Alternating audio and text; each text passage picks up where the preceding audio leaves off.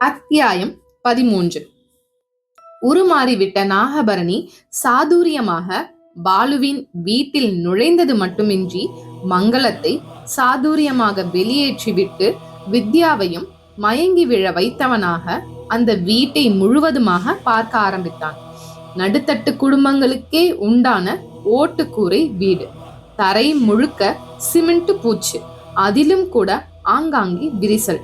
பரணியின் பார்வை மொத்த வீட்டையும் கண்களால் அளந்தபடியே தன்னுடைய நாகமாணிக்கம் எங்கே என்று தேடியது. அதற்கு தோதாக பூஜை அறையும் கண்ணில் பட்டது. அந்த அறையில் காலம் காலமாக மங்களம் வழிபட்டு வரும் சிவலிங்கம் முன்னால் நாகமாணிக்கம் உள்ள குங்கும பெட்டி. அந்த பெட்டி கண்ணில் படவும் பரணியின் கண்கள் மேலும் அகண்டு விரிந்தது. மார்பும் உள்ளடங்கி பொங்கி நிமிர்ந்தது. ஒரு ஒளி கண்களுக்குள் நுழைந்து பளபளப்போடு மின்ன தொடங்கியது. பரணியும் அந்த பூஜை அறை வாசலில் போய் நின்றான். 20 வருடங்களுக்கு மேலாக தேடி வரும் அவன் சொத்து அது இன்று அகப்பட போகிறது. அதற்கு தோதாக உள்ளே கால் எடுத்து வைக்கவும் குங்கும பெட்டியை சுற்றி ஒரு தீவளையம் தோன்ற தொடங்கியது. காரணமில்லாமல் ஸ்வர்ண சித்தர் அதை குங்குமத்துக்குள் வைத்து கொடுக்கவில்லை. அந்த குங்குமமும் சக்தி அம்சம். நாகவாடை படும்போது அங்கே அக்னி வளையம் தோன்றும் விதத்தில் அது மந்திரிக்கப்பட்டிருந்தது. கொழுந்துவிட்ட அந்த ஜுவாலை வளையம் பரணியை கூட எட்டி பிடிக்க பார்த்தது. அடுத்த நொடி பூஜை அறைக்குள் இருந்து வெளியே வந்து விழுந்த நாகபரணி கைகளை குத்தி கொண்டான். அப்போது பார்த்து வித்யாவிடமும் மயக்கம் நீங்கும் ஒரு முனங்கல். பரணிக்கு இனி அங்கே நிற்பது ஆபத்து என்பது புரிந்துவிட்டது. வந்ததற்கு அடையாளமாக வித்யாவையாவது கொத்தி அவள் உயிரை எடுத்துவிட்டு போவோம் என்று க்ஷணத்தில் பாம்பாக கொத்துவதற்கு நிமிர்ந்தவன் ஒரு பலமான சிரிப்பு சப்தம் கேட்டு அப்படியே திரும்பினான். கொல்லைப்புறத்தில் குரங்கு சித்தர், ஹே இச்சாதாரி, உன் கடியால அவளுக்கு எதுவும் ஆகாது. அவள் சிவன்மலை சஞ்சீவி மூலிகையே சாப்பிட்டவள் என்று சிரித்தவாறே அவர் சொன்னதும் காதில் விழுந்தது. வித்யாவும் முணுங்கியவாறு எழுந்து நிற்க பரணியும் தழைந்தே பக்கவாட்டில் உள்ள ஒரு இடுக்கில் சரசரவென்று புகுந்து மறைந்தான். அங்கும் இங்குமாய் அலைந்து தோட்டத்துப்புறம் வந்து மீண்டும் உருவத்தை எடுத்தவன் குரங்கு சித்தரை பார்த்து முறைத்தான். முறைக்காத, உன் பருப்பு இந்த வீட்டுல யார்கிட்டையும் வேகாது, அப்படியே ஓடி போயிடு என்று அவர் தொடர்ந்து சிரித்தார். அவர் பேசும் சப்தம் கேட்டு வித்யா கொல்லைப்புறம் வந்தாள். அவள் வந்ததும் அப்படியே காற்றில் கரைந்தது போல மாயமாகிவிட்டான் நாகபரணி. வித்யா குரங்கு சித்தரை கலக்கமுடன் பார்த்தாள். பயப்படாதமா, உன் தம்பிக்கு ஒரு ஆபத்தும் இல்லை. விபத்துன்னு தகவல் சொன்னவ ஒரு திருட்டு கிழவி. அப்படி சொல்லி வீட்டுல இருக்கிற எல்லாரையும் அனுப்பிட்டு அகப்பட்டதை சுருட்டிக்கிட்டு ஓடுறதுதான் அவள் வழக்கம். நல்ல வேலை, நான் வந்து கொள்ளையில நின்று குரல் கொடுத்தேன், என்னை பார்க்கவும் ஓடிட்டா என்று ரத்தின சுருக்கமாக நடந்து முடிந்ததை கூறி வித்யாவையும் தேற்றினார். அப்படியா சாமி, நான் பதச்சே போயிட்டேன். பாவம் அம்மா ஆஸ்பத்திரிக்கு போயிருக்காங்க. அதான் இல்ல, அங்க பாரு. குரங்கு சித்தர் கை நீட்டி காட்ட வீட்டு வாசல் முன் பாலுவின் பைக் தேங்கி நின்றது. பின்னால் இருந்து மங்களம் இறங்கினாள். அம்மா என்று வித்யா உள்ளே ஓடினாள். பாலுவும் மங்களத்துடன் சற்று கவலையான முகத்துடன் உள்ளே நுழைந்தான். என்னக்கா நீ, யாரோ வந்து எனக்கு ஆக்சிடென்ட்னா உடனே நம்பிடுறதா? நல்ல வேலை, அம்மாவை நான் ஆஸ்பத்திரிக்கு போயிட்டு இருக்கிற வழியில தெருவுல வச்சு பார்த்தேன், இல்லனா ஆஸ்பத்திரிக்கே போயிருப்பாங்க என்றான் பாலு. நல்ல நேரம்தான் பாலு, உனக்கு ஆக்சிடென்ட்னு சொன்ன கிழவி ஒரு திருடியான். இப்படி சொல்லி எல்லாரையும் ஆஸ்பத்திரிக்கு அனுப்பிட்டு வீட்டுல கிடக்கிறத சுருட்டிக்கிட்டு போயிடுவாளாம் அவ என்று வித்யாவுக்கு குரங்கு சித்தர் சொன்னதையே சொல்லி நின்றாள். சரிக்கா, இனியாவது கவனமா இருங்க, எனக்கு இன்னும் எவ்வளோ வேலை இருக்கு தெரியுமா என்று சடைத்து கொண்டே கிளம்பினான் பாலு. தாடியை தடவியபடியே அதை பார்த்து சிரித்தார் குரங்கு சித்தர். வித்யாவின் பார்வையும் அவர் மேலேதான் இருந்தது. அவர், நான் இருக்கின்றேன், கவலைப்படாதே என்பது போல கையை உயர்த்தி காட்டிவிட்டு திரும்பி நடக்க தொடங்கினார். சிவன்மலை காடு. முத்து தாத்தா கையில் பூக்கூடையோடு ஆகாசலிங்க சன்னதி நோக்கி நடந்து கொண்டிருந்தார். நடுநடுவே மகாலிங்கத்துக்கு அரோகரா, ஆகாசலிங்கத்துக்கு அரோகரா என்றும் சொல்லிக் கொண்டார். ஆங்காங்கே நிறையவே மேடு பள்ளங்கள். அவைகளை தாண்டும் போது கொஞ்சம் இலைப்பிடித்தது. ஒரு இடத்தில் ஒரு வயதானவரை ஒரு வாலிபன் முதுகில் உப்பு மூட்டை போல சுமந்தபடி நடந்து கொண்டிருந்தான். பேண்ட் என்று நவீனமாக தெரிந்தவன் வயதானவரை முதுகில் சுமந்தபடி செல்வது முத்து தாத்தாவுக்கே சற்று ஆச்சரியமளித்தது. முத்து தாத்தாவை பார்க்கவும் அவனும் முதுகில் இருந்த பெரியவரை ஒரு பாறை மேல் அமர வைத்துவிட்டு பெருமூச்சுடன் நின்றான். யாரு தம்பி நீங்க? ஐயா, என் பேர் சரவணன். இவர் என்னோட அப்பா, பேரு குமாரசாமி. எங்க சொந்த ஊர் தஞ்சாவூர் பக்கம் ஒரு கிராமம். அவன் தங்களை பற்றி சுருக்கமாக கூறி முடித்தான். அப்பாவால நடக்க முடியாதோ? ஆமாங்க, வாதத்துல விழுந்து 10 வருஷமாச்சு. இங்க எங்க ஆகாசலிங்க தரிசனத்துக்கு வந்தீங்களா? ஆமாங்க ஐயா, அப்பாவோட நெடுநாள் கனவு அது. நான் சாகரத்துக்குள்ள ஒரு தடவையாவது ஆகாசலிங்கத்தை தரிசனம் பண்ணிடணும்னு சொல்லுவார். நானும் ஆகாசலிங்கம் பற்றி நிறையவே கேள்விப்பட்டிருக்கேன். இவரை எப்படி கூட்டிட்டு போறதுன்னு தான் யோசிச்சுக்கிட்டு இருந்தேன். அப்பதான் சில சிவனடியார்கள் தலையாலே நடந்தே சிவ தரிசனம் செய்த கதையெல்லாம் காதுல விழுந்தது. அப்பவே முடிவு பண்ணிட்டேன், நம்ம அப்பாவை முதுகுல சுமந்துகிட்டாவது போய் தரிசனம் பண்ணிடணும்னு. ரொம்ப சந்தோஷம். உண்மையான பக்தின்றது இதுதான். பக்திக்கு முயற்சி மட்டும்தான் கணக்கு. மத்த எல்லாத்தையும் அவன் கிட்ட விட்டுடணும், அவன் பார்த்துப்பான். முத்து தாத்தாவும் நெகிழ்ந்து போய் பதில் சொன்னார். சரவணன் என்கின்ற அந்த இளைஞனின் அப்பாவான குமாரசாமி என்பவரும் அதை கேட்டு நெகிழ்ந்தவராக, இன்னும் எவ்வளவு தூரங்க இருக்கு என்று கேட்டார். முத்து தாத்தாவுக்கு கொஞ்சம் சுருக்கென்றது. ஏனென்றால் கிட்டத்தட்ட 3 மைல் தொலைவு செல்ல வேண்டும். அதை சொன்னாலே அவர்களுக்கு மலைப்பாக இருக்கலாம். எனவே இந்த விஷயத்தில் பொய் சொன்னால் தப்பில்லை என்று கிட்டக்கதாங்க என்றார். அப்படியே வாங்க, நானும் அங்கதான் போறேன் என்று முன்னால் நடந்தார். அவரளவுக்கு சரவணன் என்கின்ற அந்த இளைஞனால் நடக்க முடியவில்லை.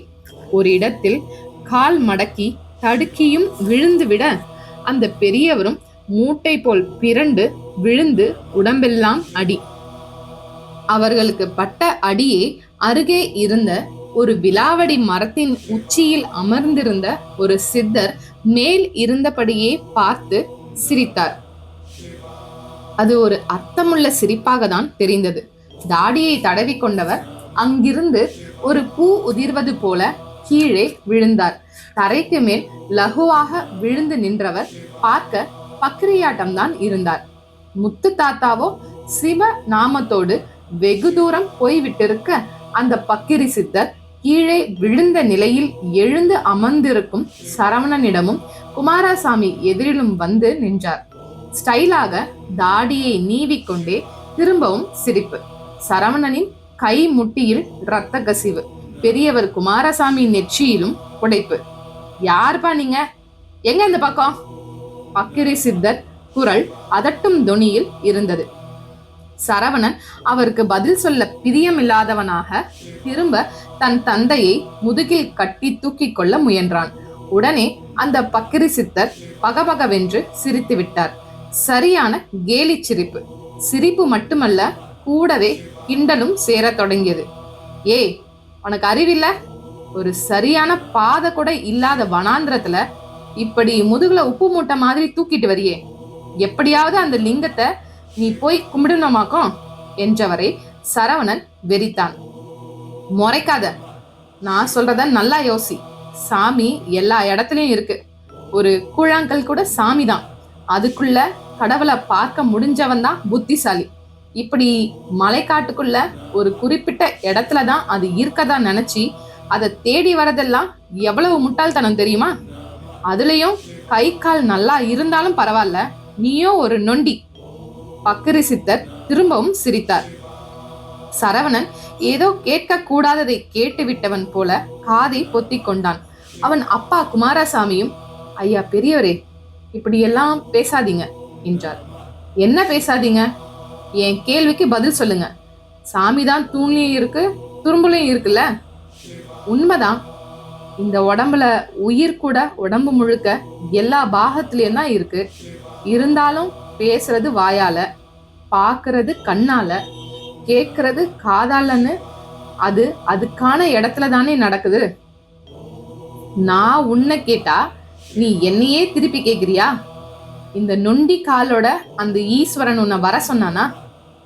ஆமாயா, அவன் வர சொன்னான். பெரியவர் குமாரசாமிக்கு பக்கிரி சித்தர் சற்றும் எதிர்பாராத ஒரு பதிலை சொன்னார். என்னது? அவன் வர சொன்னானா? ஆமாம், அவன் என்ன மட்டும் இல்ல, எல்லாரையும் தான் தன்கிட்ட வர சொல்றான். தன்னை சரண் புகுந்தா போதும், மிச்சத்தை நான் பாத்துக்கிறேன்னு சொன்னவனும் அவன்தான். அவன் எப்பவோ வர சொல்லிட்டான். ஆனா நான் தான் என் உடம்பு ஆரோக்கியமா இருந்தப்பெல்லாம் அவனை நினைக்க தவறிட்டேன். இந்த உலக வாழ்க்கையும் இதுல கிடைக்கிற சந்தோஷங்களையும் நான் ரொம்பவே பெருசா நினைச்சிட்டேன். அப்ப அவனை நினைக்கவே இல்லை. இப்ப காலும் கையும் போன நிலையில தான் எது சாஸ்வதம் எது சாஸ்வதம் இல்லைன்றது தெரிய வந்தது. இங்க நான் வரலனா என்ன செஞ்சிட்டு இருப்பேன்? பேசாம உக்காந்து டிவி தான் பார்த்துக்கிட்டு இருப்பேன். அப்படி உக்காந்து இருக்கிற புத்திசாலித்தனத்தை விட இப்படி கஷ்டப்பட்டாவது அவனை தரிசிக்கிற முட்டாள்தனத்தை நான் பெருசா நினைக்கிறேன். ஆரோக்கியமா இருந்தப்ப செய்ய தவறினதுக்கு இது நான் செய்யற பிராயச்சித்தம். என்ன சுமக்கிற புண்ணியம், நான் தரிசனம் பண்ணா கிடைக்கிற சந்தோஷம் எல்லாம் என் பையனுக்காவது போய் சேரட்டும். எனக்கு அந்த கடவுள் எதையும் தர வேணாம். பொறுப்பில்லாம மாய வாழ்க்கையை பெருசா நினைச்ச என்ன அவர் மன்னிச்சா போதும். அதுதான் என் பிரார்த்தனை. பெரியவர் குமாரசாமி தனக்கு தெரிந்த விதத்தில் தன் உணர்ச்சிகளை எல்லாம் கொட்டி முடித்தார். அப்பொழுதும் அந்த பக்கிரி சித்தர் அடங்கவில்லை. நீ அசட்டுத்தனமா பேசுற. கடவுள் ஒன்னும் தன்னை கும்பிட்டாதான் அருள் செய்வன்னு எல்லாம் சொல்லல.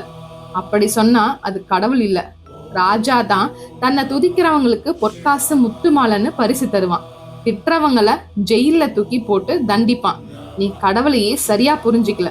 உன் வாழ்க்கையில நீ உண்மையா இருந்தா போதும். இந்த உலகத்துல எவ்வளவோ ஜீவராசிகள், சிங்கம் புலி எல்லாம் பிற உயிர்களை அடிச்சு தின்னுதான் உயிர் வாழுதுங்க.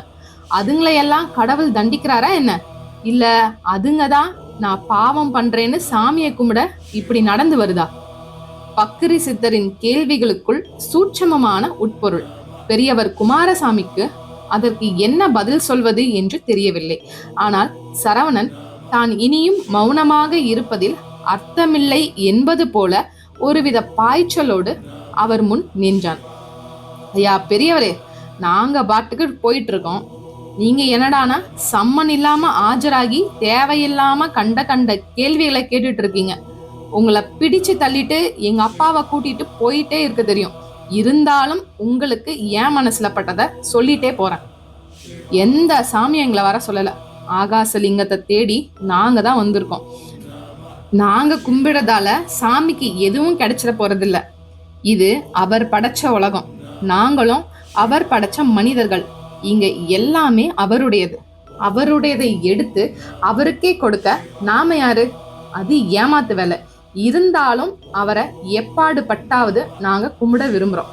இப்படி கும்பிடுறதன் மூலம்தான் நான் என்கின்ற கர்வத்தை ஜெயிக்க முடியுங்கிறது என்னோட கருத்து. அடுத்து இந்த முயற்சி தான் மனிதனோட மேலான விஷயம். நீங்க சொன்ன சிங்கம் புலிக்கு 6வது அறிவு இல்லை. ஆனா மனுஷன் அப்படி இல்லை. அவன் தன் 6வது அறிவை எப்படி பயன்படுத்துறாங்கிறதுலதான் அவனோட மேன்மை இருக்கு. நாத்திகம் பேசிக்கிட்டு எல்லாம் நான் தான் இருக்கிறது ஒரு வகை. அதை தன்னம்பிக்கை பகுத்தறிவுன்னு எப்படி வேணா சொல்லிக்கோங்க. என் வரையில புத்திங்கிறதே உள் புகுந்த ஒரு தீ. வெளிச்சமானதுங்கிறது தான் அதன் உட்பொருள். அந்த வெளிச்சம் எனக்கு நமக்கு மேல ஒரு சக்தி இருக்குன்னு சொல்லாம சொல்லுது. எல்லாம் என் புத்தியில தான் இருக்குன்னாலும் இந்த நிமிஷம் என் தலை மேல ஒரு இடி விழுந்தா நான் அவ்வளவுதான். எனக்குள்ள எவ்வளவுதான் கூர்மையான புத்தி இருந்தாலும் அந்த இடி பாயும் போது தப்பிச்சு வெளியே வர ஆற்றலும் எனக்கு கிடையாது. இயற்கை முன்னால என் புத்தி ஒரு புள்ளில மடங்கி போயிடுது. ஆனா நான் அறிஞ்ச வரையில எவ்வளவோ சித்தர்கள் முனிவர்கள் பக்தியால இயற்கையை ஜெயிச்சு வாழ்ந்திருக்காங்க. அவங்க நாத்திகம் பேசியிருந்தா அது சாத்தியம் இல்லை. எனவே எனக்கு மேலே உள்ள அந்த சக்தியை நான் தேடி போறேன். எனக்கு மேலான சக்தியை நான் சாதாரணமாவெல்லாம் அடைஞ்சிட முடியாதுங்கிறது தான் உண்மை. அதை அடைய தியாகம், ஒழுக்கம், அசாதாரண நம்பிக்கைன்னு எவ்வளோ விஷயங்கள் வேணும். இத்தனை நாள் இந்த பூமியில வாழ்ந்ததுல தான் ஒரு பயனும் இல்லை. இனியாவது இயற்கையை வெல்ல வழி பார்ப்போன்னு தான் அப்பாவோட கிளம்பி வந்திருக்கேன். எங்க செயல்பாடு உங்களுக்கு பைத்தியக்காரத்தனமா பட்டா உங்க பேச்சு, அகங்காரம் எனக்கு ரொம்ப கேவலமா படுது. கேவலத்துக்கு பைத்தியக்காரத்தனம் மேல். வழிய விடுங்க. சரவணன் ஒரு கோடை மழையை போல கொட்டி முடித்தான்.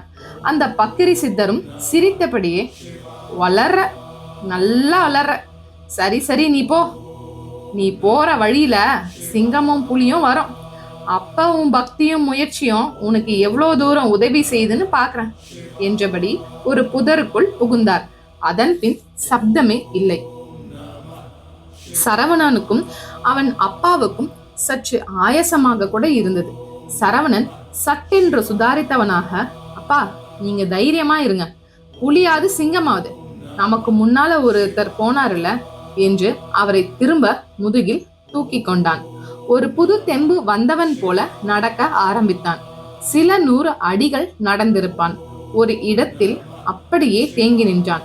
அந்த பக்கிரி சித்தர் சொன்னது போலவே அவன் நடந்து சென்ற பாதை ஒன்றின் நடுவில் ஒரு வேங்கை புலி. அதன் கண்களில் பசியின் தீர்க்கம். அவனுக்கு சர்வ நாடியும் ஜில்லிட்டு விட்டது. அப்படியே ஸ்தம்பித்து நின்று விட்டான். அந்த புலியும் படுத்திருந்த நிலையில் இருந்து எழுந்தது. ஒட்டி போயிருந்த அதன் அடிவயிற்று பக்கம் அலை அலையாக சதைமடிப்பு. பெரியவர் குமாரசாமிக்கும் சர்வ நாடியும் ஒடுங்கிவிட்டது. ஈஸ்வரா, இது என்ன சோதனை என்று அவர் வாய்விட்டு அலறினார். அந்த புலியும் பாய சரவணனும் பதிலுக்கு அதன் மேல் பாய்ந்து அப்படியே பக்கவாட்டில் விழுந்தான். அதுவும் உருமலுடன் அவனை பீத்து தின்னுவதற்காக தன் கோரை பற்களுடன் வாயை பிளந்தது. சரவணனும் அதன் வாயை இறுக பிடித்து கொண்டு திரும்பி உருண்டான். அதே சமயம் இரண்டாவதாக ஒரு புலி, அது பெரியவர் குமாரசாமியை குறிவைத்து ஓடி வந்தது. ஈஸ்வரா என்று அலறிய பெரியவர் குமாரசாமியும் தன்னை மறந்து எழுந்து நின்றார். பின் பயத்துடன் ஓடத் தொடங்கினார். ஓட்டமென்றால் ஓட்டம், அப்படி ஒரு ஓட்டம். கட்டி புரண்டபடி இருந்த சரவணனும் தன்னை பிடித்த புலியை பிடித்து கிறுகிறுவென்று சுற்றி எரிந்தவனாக எழுந்து ஓடத் தொடங்கினான். அவனிடமும் கண்மண் தெரியாத ஓட்டம். இருவருடைய ஓட்டமும் ஒரு புள்ளியில்தான் முடிந்து நின்றது. அவர்கள் நின்ற இடத்துக்கு 100 அடி உயரத்தில் ஆகாச லிங்கம். அந்த லிங்கத்துக்கு தான் கொண்டு வந்திருந்த மாலையை சூட்டியபடி இருந்த முத்து தாத்தாவும் கீழே இருவரையும் பார்த்தார். சற்று முன் பார்த்த சரவணனின் முதுகில் இருந்த பெரியவர் குமாரசாமி இப்போது ஆகாசலிங்க குன்றின் மேல் ஏற தொடங்கிவிட்டார். அவரிடமும் ஒரே பரவசம். உதடிரண்டும் மகாலிங்கமே, ஆகாசலிங்கமே, காசிலிங்கமே, ஞானலிங்கமே, சர்வேஸ்வரா என்று உச்சரிக்க அப்படியே உச்சிக்கு வந்து ஆகாசலிங்கத்தை பார்த்தபடியே பொத்தென்று தரைமேல் விழுந்தார். பின் தொடர்ந்து வந்த சரவணனும் அப்போதுதான் புலிகள் எதற்காக துரத்தின என்பதையே புரிந்து கொண்டான். முத்துத்தாத்தா விழிகளில் ஒரே ஆச்சரியம், ஆனந்த கண்ணீர். அந்த நொடியில் அங்கிருந்த கல்நந்தியின் கண்ணிரண்டும் உயிர் பெற்று இமைகளை திறந்து கொண்டு அந்த மூவரையுமே பார்த்தது. ஒரு சில நொடிகள் தான். ஆகாசலிங்கத்துக்கு நேர்மேலே கருட வட்டமும் போடப்பட்டிருந்தது. இந்த நாவலோட தொடர்ச்சியை அடுத்த காணொளியில பார்க்கலாம். வாழிய செந்தமிழ் செம்மொழியாய்.